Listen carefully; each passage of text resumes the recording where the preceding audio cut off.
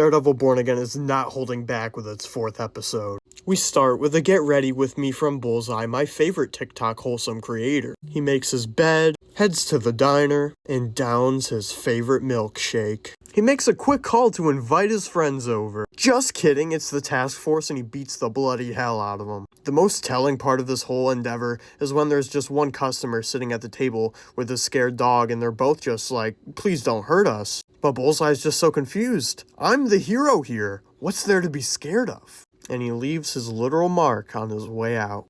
Matt and especially Karen are on the sideline this episode, but in a way that it really works. Right now they're taping and recording these interviews and testimonies, and we say goodbye to Lalo Salamanca. Hope to see you in a Hawkeye Season 2, buddy. Because Matt's an irresponsible mentor, or the real reason being that he knows that the White Tiger will still do what she's gonna do, without his approval, all he asks is if she knows what it means to wear that necklace, and she says yes. Meanwhile, with the Fisk family, Fisk is getting ready for his big fight. But out of nowhere, he sends Vanessa away to Albany. It's supposed to be a political conversation, but in actuality, he's trying to keep her away from the event. And of course, the task force is doing what they do best, absolutely nothing right, so they cause a lot of property damage as they do, and accomplish a little else. We catch back up with Matthew Lillard's character, Charles. This was actually one of my favorite scenes in the episode. Fisk and Buck are on one side, and they're kind of getting badgered at by Charles. Charles whips out his big brolic men,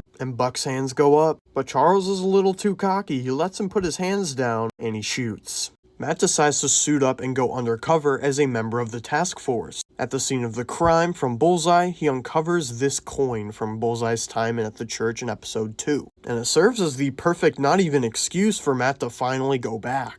There Matt meets the soon-to-be priest and he gives him a lot of information, leading to a very hype fight between Bullseye and Daredevil. But as soon as Bullseye's neighbor walked in, it was already over. This is a scene where it was finally spelled out to my dumbass how Bullseye's character is handled this season. He is not being redeemed, but he thinks he is. It's fucking genius. His rulebook is for every bad deed I've done, if I do one good thing right, then all's forgiven. It's fair now. But even then, his sense of what is good is so twisted by now that he's too far off the deep end.